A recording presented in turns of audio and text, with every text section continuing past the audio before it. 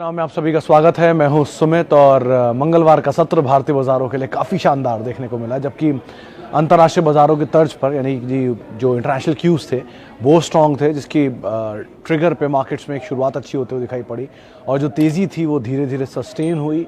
Sustain के साथ साथ शॉर्ट कवरिंग में बदली और शॉर्ट कवरिंग करीब करीब 15,710-720 तक की रेंज में निफ्टी को लेकर गई। एंड तक आते आते हुए निफ्टी में करीब करीब 290 अंकों के आसपास का उछाल था और जो तेज़ी थी वो कल के उलट, जहां कल मिड कैप स्मॉल कैप में तेज़ कार्नेज था, आज मिड कैप स्मॉल कैप में उल्टी रफ्तार देखने को मिल रही थी। करीब करीब 3% का उछाल स्मॉल कैप इंडेक्स में था और रफली 2-2.5% के आसपास की तेज़ी मिड कैप इंडेक्स में थी। सेकंड हाफ तक आते आते, लास्ट हाफ तक आते आते मार्केट ने थोड़ा सा ब्रीदर ज़रूर लिया। ऑब्वियसली बात है, जितनी भी सिस्टम में शॉर्ट कवर हुए थे वो थोड़ा सा ईज आउट हुए थे या लॉन्ग्स अनवाइंड हुए थे, लेकिन फिर भी बाज़ारों में, क्योंकि अंतर्राष्ट्रीय बाज़ारों के संकेत अभी भी अच्छे हैं, डाउ फ्यूचर में तेज़ी है, तो बाज़ारों ने तेज़ी के साथ ही अपनी क्लोजिंग दी है। तो एक शानदार बढ़त मार्केट में लगातार कई दिनों के बाद आज देखने को मिली और उम्मीद है कि आपके पोर्टफोलियो में भी आज एक बढ़िया रिकवरी एटलीस्ट आई होगी, अगर तेज़ी नहीं भी आई होगी तो, क्योंकि जिस तरह से लोअर लेवल से बाजार घूमा है तो पोर्टफोलियो ऑलरेडी हाफ था, हाफ से स्लाइटली ऊपर आया है, लेकिन फिर भी आज स्मॉल कैप में अच्छी खरीदारी थी, मिड कैप में अच्छी खरीदारी थी। ग्रुप वाइज अगर देखेंगे तो तमाम वो ग्रुप्स या वो सेक्टर्स जो पिटे हुए थे वहाँ बढ़िया मूव था। रियल एस्टेट तेज़ी में था, आईटी में तेज़ी थी, मेटल में शॉर्ट कवरिंग थी और ख़ासतौर से वहाँ पर जहाँ पर एक अच्छा यील्ड बन रहा था, जहाँ ऑलरेडी काफ़ी करेक्शन देखी जा चुकी थी, तो वहाँ पर पुल बैक आता हुआ दिखाई पड़ा।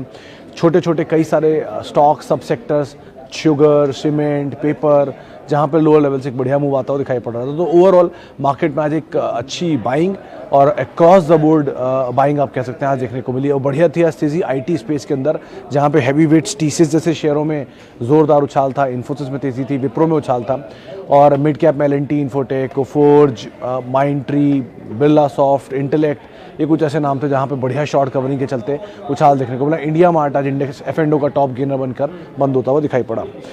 अच्छा, एक एक करके कुछ आंकड़ों की पहले बात कर लेते हैं। सेंसेक्स निफ्टी करीब 2% ऊपर, मिड कैप स्मॉल कैप 2.5% ऊपर, बैंकिंग शेयरों में तेजी, मेटल, रियल्टी, आईटी में खरीदारी, एनर्जी, ऑटो, फार्मा शेयरों में भी उछाल देखने को मिला। 290 अंकों की बढ़त निफ्टी में रही, करीब करीब 950 अंकों का उछाल देखने को मिला सेंसेक्स में और रफली 500 अंकों की तेज़ी देखने को मिली निफ्टी बैंक के अंदर भी। तो बढ़िया ब्रॉडर बेस बाइंग और मार्केट में क्रॉस द बोर्ड आज के सत्र में उछाल बनता हुआ दिखाई पड़ा। सवाल जवाब का सिलसिला शुरू कर लेते हैं और बातचीत कर लेते हैं कुछ सवालों को लेकर भी। सबसे पहला सवाल जो मेरे पास आया है वो है डेल्टा कॉर्प एंड नज़ारा टेक। सर, डेल्टा कॉर्प के केस में तो दो चीज़ें हैं। एक तो हाई लेवल से बहुत टूट चुका है। आज दोपहर में भी बात हो रही थी हमारी जानकार से, तो उनसे मैं नहीं पूछा था कि डेल्टा कॉर्प में और शॉर्टिंग करनी चाहिए क्या, उन्होंने कहा कि नहीं, और शॉर्ट ना करें क्योंकि F&O में है वो। बोली ऑलरेडी ये 350 से करेक्ट हो गया, 190 रुपये की रेंज में आ चुका है, तो अब यहाँ से बहुत ज़्यादा शॉर्ट शायद ना खोलें। लेकिन हाँ, एक शॉर्ट कवरिंग का कैंडिडेट जरूर बन सकता है। जैसे बाजार घूमेगा, थोड़ा और सस्टेन करेगा और ये शेयर घूमेगा तो ये बढ़िया शॉर्ट कवरिंग दिखा सकता है। तो अब यहाँ से बहुत डाउनसाइड नहीं है, मीडियम टर्म के लिए तो उल्टा ये तेज़ी ही पकड़ सकता है। तो वैसे भी कैश रिच कंपनी है, बहुत कम लोग एक बात जानते हैं कि जो one of the finest corporate lawyer हैं उनके हस्बैंड ये कंपनी चलाते हैं और केपेक्स पूरा कर चुकी है, कैश अच्छा जनरेट करती है, कैश फ्लो जनरेशन अच्छा है और कैश रिच कंपनी है, डेट फ्री है और 2 कसिनो इनके गोवा में, सिक्किम में कामकाज कर ही रहे हैं। कसिनो के साथ साथ लग्जरी चार्टर में भी ये कंपनी थोड़ा बहुत कामकाज करती है। अच्छी कंपनी है। टोटल बाजार के बड़े निवेशक निकले थे, इसकी वजह से बिकवाली आई थी, लेकिन अदरवाइज ठीक ठाक स्टॉक है, आप बने रह सकते हैं इसके अंदर। दूसरा नाम आता है नज़ारा टेक का। नज़ारा टेक के केस में सर थोड़ा डाइसी है मामला, क्योंकि यहाँ पर 3200-3300 रुपये के आसपास QIP हुआ था, उसके बाद से शेयर टूटा है। अभी भी इसको अपनी मेटल को प्रूफ करना बहुत ज़रूरी है, क्योंकि कोई भी कंपनी जो पुरानी हिस्ट्री नहीं रखती है उसके बारे में कुछ भी कहना मुश्किल है, क्योंकि अभी तक कोई भी ऐसा झटका उन्होंने झेला नहीं है। पहला झटका भी ये खा रही है जो बाजार में भी हम देख रहे हैं। QIP हायर लेवल पे, वहाँ से शेयर आधा हो चुका है और उसके बाद कॉर्पोरेट अनाउंसमेंट भी आ गया है, इक्विटी डाइल्यूशन भी है, लॉस में इक्विटी डाइल्यूशन और रिस्की है। मतलब आप ऐसे समझिए कि अगर कोई कंपनी 100 रुपये कमाती है, 2 शेयर होल्डर है तो 50-50 रुपये दोनों को मिलता है, EPS जिसे हम कहते हैं। वही जब बट के 50 मतलब 2 की वजह 200 लोग में हो जाएगा तो 50-50 पैसा मिलेगा आपको। अब वो 50-50 पैसा तो प्रॉफिट में मिलता है, लेकिन अगर वही लॉस मेकिंग कंपनी तो डाइल्यूशन का साइज़ देखिए कितना बड़ा होगा। तो पहले वो प्रॉफिट में है और फिर इतने सारे शेयर होल्डर को बांटे, तो वो रिस्क है, इसलिए उसको आप एक बार को अवॉइड कर सकते हैं। लेकिन डेल्टा फिर भी इन दोनों में एटलीस्ट बेटर प्लेस्ड है। अच्छा जी, बाटा एंड पीडीलाइट, हर्षवर्ध साहब, पीडीलाइट तो ऑब्वियस सी बात है हाँ, और बाटा भी हाँ ही है, मतलब दोनों में आप सेकंड लार्जेस्ट प्लेयर के साथ हैं। लार्जेस्ट तो नहीं बोलूँगा, सेकंड लार्जेस्ट ही बाटा रिलैक्सो के बाद सेकंड लार्जेस्ट है। मल्टीनेशनल जाइंट है, डिविडेंड देता है, छोटी इक्विटी है, चलता थोड़ा स्लो है, वो बात अलग है। एग्रेसिव स्टॉक अगर आप ढूंढ रहे हो तो रिलैक्सो इसमें ज़्यादा मिलेगा आपको। और लेकिन दोनों ही शेयर थोड़े महंगे हैं, थोड़े भागे की तरफ है, मतलब ऊपर की तरफ इनके पी चलते हैं। पीडीलाइट के केस में हाँ, ये मोनोपोलिस्टिक बिजनेस के अंदर है, सेकंड लार्जेस्ट प्लेयर है एडहेसिव के अंदर, एडहेसिव के तो लार्जेस्ट प्लेयर है, पेंट स्पेस की सेकंड लार्जेस्ट कह सकते हैं आप इन्हें। तो पीडीलाइट तो एसआईपी वे वाला स्टॉक है, मतलब दोनों ही वैसे तो एसआईपी वे में रहें ज़्यादा बेटर है, लेकिन पीडीलाइट ज़्यादा वेल पोजीशनड है एटलीस्ट इन दोनों के कंपैरिजन में। करेक्शन ज़्यादा पीडीलाइट में देखा गया है इसके मुकाबले, तो आप अकॉर्डिंगली यहाँ पर कॉल ले सकते हैं। ओके, एलआईसी एंड रुचि सोया, पहले एलआईसी पे बात कर लेते हैं। सर एलआईसी के केस में एक चीज़ का ध्यान रखिएगा कि ये क्योंकि ये आया प्रीमियम, मतलब इसमें बहुत सारी चीज़ें बोलने के लिए, वैसे तो 960 रुपये का दाम, इशू प्राइस में डिस्काउंट सारे शेयर होल्डर सारी कैटेगरी में, तो मैं मान के चलता हूँ आपको किसी भी बेस्ट कैटेगरी में अगर ये मिला होगा तो भी आपके उस हिसाब से आपको कहीं कहीं पर इसमें लॉस हो रहा होगा। प्रीमियम एंड पर ही अगर कंपनी को मान के चलते हैं, सरकारी कंपनी है तो हायर एंड पे ओएफएस हमेशा यहाँ पे कैच रहेगा ही। दूसरी तरफ डिविडेंड पे ऑफ के लिए ही आप इसे देख सकते हैं, क्योंकि डिविडेंड पे ऑफ के हिसाब से सरकारी कंपनियां बढ़िया होती हैं। वो बात अलग है, पहला डिविडेंड 1.5 रुपये का, लेकिन over a period of time शायद ये इंप्रूव होगा। प्राइवेट प्लेयर ज़्यादा बढ़िया मार्केट कैपिटलाइज कर पा रहे हैं पीएसयू के कंपैरिजन में, क्योंकि ऑब्वियसली बात है, आप खुद ही इंश्योरेंस कराएंगे आपको रियलाइज़ हो जाएगा कि प्राइवेट क्यों बेटर है पीएसयू से। तो पीएसयू में सर मैं हमेशा एक ही बात बोलता हूँ कि हमेशा तेज़ी कैप्ड होती है, कि ऊपर के लेवल पे हमेशा सरकार स्टेक सेल कर देती है, जो ओएनजीसी में देखा है, एनएमडीसी में देखा, एनबीसीसी में देखा, आईआरसीटीसी में देखा। लाइकवाइज यहाँ पर भी ये इशू रहेगा। आप में बहुत पेशेंस है, आप डिविडेंड खाना चाहते हैं तो बात अलग है, लेकिन बहुत बड़े गेन के लिए या बहुत बड़ी मार्केट कैपिटलाइज करने के लिए आपको लगता है तो शायद रिस्की बेट है। लिस्टिंग ही किसी की 677 करोड़ शेयर होल्डर्स के साथ हो रही है, तो over a period of time अगर स्टेक सेल आता गया और नई इक्विटी बाजार में और आती गई तो ये रिस्की बेट होगा। इस लिहाज से आप ज़रा यहाँ नज़र रखिएगा। बाकी ब्रोकरेज हाउसेस की रिपोर्ट तो 1000 रुपये का टारगेट दे रही है। अच्छा हाँ, रुचि सोया फॉर 10 ईयर। मिश्रा साहब आज ही किसी से मेरी बात हो रही थी, तो उन्होंने मुझे बताया कि रुचि सोया कुछ और नए प्रोडक्ट लाइन पे काम कर रही है। मिसाल तौर पे चाय पत्ती, छोटे छोटे पैकेट्स हल्दीराम की तर्ज पे आ रहे हैं, नमकीन वगैरह के, और इस तरह के कामकाज, इस तरह की नई प्रोडक्ट लाइन एक और उतारने की तैयारी कर रही है। Full fledged FMCG company basically बनने की तैयारी कर रही है। 10 साल तो नहीं कह सकता मैं किसी भी स्टॉक के लिए, जब तक वो टीसीएस ना हो, जब तक वो रिलायंस ना हो, या जब तक वो एटलीस्ट टाटा ग्रुप के दिग्गज ना हो, क्योंकि ऑब्वियसली बात है बहुत सारी चीज़ें डिपेंड करती हैं। टीसीएस या टाटा ग्रुप में कहने की वजह ये कि वो एक सक्सेशन प्लान उनका मिला हुआ है आपको, उनकी विजिबिलिटी आपको क्लियर अगले 10 साल के लिए क्या करने वाले हैं। कैश रिच कंपनियाँ, एक्सपेरिमेंट में कोई दिक्कत नहीं है, डेट नहीं है उनके ऊपर। लेकिन बाकी कंपनियों में सक्सेशन प्लान भी होता है, 10 साल की विजिबिलिटी भी होती है। रुचि सोया केस में भी अगले 10 साल में क्या पता क्या होने वाला है, तो इसीलिए हर एक साल 2-2 साल में सिचुएशन रिव्यू करते रहिए कि अगले 10 साल के लिए वैलिड रहेगी कि नहीं। आज के लिए ठीक है, आप इसे बने रह सकते हैं, 2000 भी देख सकते हैं इसका भाव, लेकिन 10 साल के लिए कहना मुश्किल है। ये 10 महीने में भी वैलिड हो सकता है, 10 दिन में भी वैलिड नहीं हो सकता है। मतलब मान लीजिए किसी कंपनी का कोई की पर्सन है और उसको कुछ टाइमली अनटाइमली उसके साथ कुछ हो जाए, तो आपका वो 10 साल का सक्सेशन प्लान तुरंत फेल हो जाएगा। सो लाइकवाइज हर मिनट हर चीज़ के सिनेरियो बदलते हैं, तो इसीलिए 10 साल का कहना आज मुश्किल है। लेकिन हाँ, जब तक नंबर सही है, सिचुएशन सही है, ग्रोथ प्लान अच्छा है, तब तक तो एटलीस्ट आप बने ही रहे इसमें। मेरा व्यू हिकाल पर फॉर लॉन्ग टर्म। मनोज साहब कंपनी तो अच्छी है, इसमें कोई दो राय नहीं है, बहुत अच्छी कंपनी है हाइकल, वैल्यू वाइज भी साउंड है। जिस बिज़नेस में ये है वो बिज़नेस भी ग्रोइंग है। इनपुट कॉस्ट का थोड़ा इम्पैक्ट ज़रूर है, लेकिन कंपनी केपेक्स कर रही है, गुजरात में भी इनका बढ़िया केपेक्स है। एक ही कंसर्न था कि ये भागा बहुत था, जो पीछे भी थोड़ा ईज आउट हुआ है। मीडियम टर्म के लिए आप ज़रूर देख सकते हैं, लेकिन लॉन्गर टर्म के लिए फिर वही बात, नंबर्स को आप कीप ऑन रिव्यूइंग और उसके हिसाब से आप कॉल लीजिएगा। लेकिन ये मोमेंटम तेज़ पकड़ता है, वॉल्यूम थोड़ा ड्राई रखता है, तो उन 2 चीज़ों का आप ज़रूर ध्यान रखिएगा।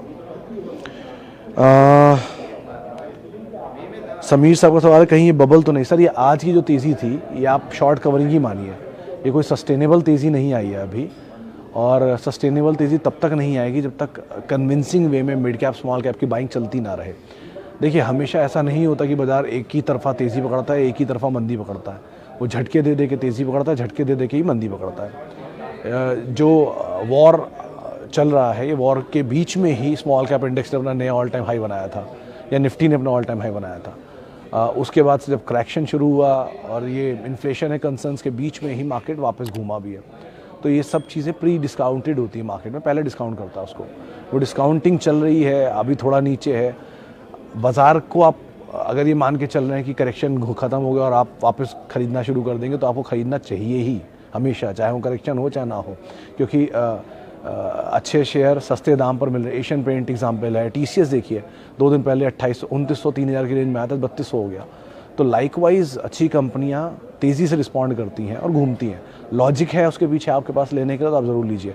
मिसाल के तौर पे वेदांता को देखिए, आज ही वो 20% की यील्ड पे पहुंच गया था, लोअर लेवल से क्या तेज़ घूमा, 5% चढ़ गया ऊपर। तो लाइकवाइज आप अपने रीजंस को देखते रहिए, जो आपका एक गोल है, आपका एम है, और अकॉर्डिंगली अपने आप पोजीशंस लेते रहिए। कोई ऐसी बाजार भागा नहीं जा रहा, कोई ख़त्म नहीं हुआ जा रहा, उस हिसाब से आप कॉल लीजिएगा। ओके, ग्रासिम के केस में शिवम साहब बने रह सकते हैं, लेकिन यहाँ भी वही कंसर्न है कि ये बहुत बड़ा केपेक्स अनाउंस किया हुआ है और केपेक्स के तौर पे पेंट की सेकंड लार्जेस्ट कंपनी बनने का टारगेट रख रही है। इस तरह के केपेक्स के लिए ऑब्वियस ही बात है, जो बाजार कंसर्न मानता है वो ये कि हिंडाल्को, ग्रासिम और अल्ट्राटेक तीनों में ही अगर ये केपेक्स अनाउंस करेंगे तो कैश फ्लो हिट हो जाएंगे और मतलब लॉक हो जाएंगे, क्योंकि वो उतने टाइम तक कैश फ्लो केपेक्स में जाना शुरू हो जाएगा और वो बाकी जो एक्सपेंशन है वो रुक जाएगा, या फिर डिविडेंड अच्छा आना बंद हो जाएगा, कोई नया एक्विजिशन नहीं कर पाएंगे। तो इसलिए बाजार थोड़ा कंसर्न मानने लगता है उसको। लेकिन हाँ, जब तक वो केपेक्स पूरा होगा और वो केपेक्स जब आ जाएगा सिस्टम में, तब ये कंपनी का स्टॉक री रेट हो जाएगा। तो अगर पेशेंस है आप में, तो आप आराम से एक्यूमुलेट करिए, कोई दिक्कत नहीं है। लेकिन अगर आप में पेशेंस नहीं है, तो फिर आप नियर टर्म सिचुएशन को देख के पैनिक मत करिए, उसके हिसाब से आप कॉल लीजिए। JK cement any promoter holding issue? Madhur साहब, मेरी जानकारी में तो नहीं है ऐसा कुछ प्रमोटर की कोई होल्डिंग का इशू हो। ये ज़रूर है कि सीमेंट पूरा ही मेजर टूटा है, तो ये भी नीचे आया है और काफ़ी ज़्यादा नीचे आया है, बल्कि 3600 रुपये शेयर 1800-1900 तक देखा था मैंने रिसेंटली। लेकिन having said that, short covering candidate बन सकता है कभी भी, और कभी भी वो शॉर्ट कवरिंग से 2400-2500 के रन खड़ा कर देगी। छठी या सातवीं नहीं, 5वीं या छठी सबसे बड़ी सीमेंट कंपनी है UltraTech, ACC Ambuja, Shree cement, Dalmia Bharat, Ramco, Birla corp, Nuvoco, और ये इसी रेंज में है कहीं। ये मतलब 7-8 बड़ी सीमेंट कंपनियाँ, इनके नाम मैंने लिया है। तो इक्विटी भी छोटी है, 3.5 करोड़ शेयर हैं श्रेय सीमेंट के, 7 करोड़ शेयर हैं JK सीमेंट के। तो इक्विटी वाइज भी छोटा है, कंपनी भी ग्रोइंग है, कुछ सेगमेंट में तो लीडर भी हैं ये, पुट्टी वॉल पुट्टी या वाइट सीमेंट के अंदर। तो आप एटलीस्ट बने रह सकते हैं और नीचे के लेवल में आराम से ऐड भी कर सकते हैं। एक ही कंसर्न है कि F&O में आ गया है, तो ऑब्वियसली ज़्यादा शॉर्टिंग भी पॉसिबल है। तो थोड़ा थोड़ा धीरे धीरे करके F&O से बाहर हो जाएगा ये over a period of time. उसके बाद देखते हैं किस तरह सिचुएशन बनती है। लेकिन सो फार आपको इसमें एज ऑफ नाउ मैंने नहीं सुना जो आप न्यूज़ फ्लो की बात कर रहे हैं। Okay, mid term view on Mirza international and India cement. Sunita ji, दोनों में ही एटलीस्ट आप ये कर सकते हैं कि थोड़ा थोड़ा प्रॉफिट लेकर निकल जाए। इस तरह के करेक्शन में भी अगर आपके पास प्रॉफिट बचा है, वैसे तो आपको पहले ले लेना चाहिए था हाफ एटलीस्ट।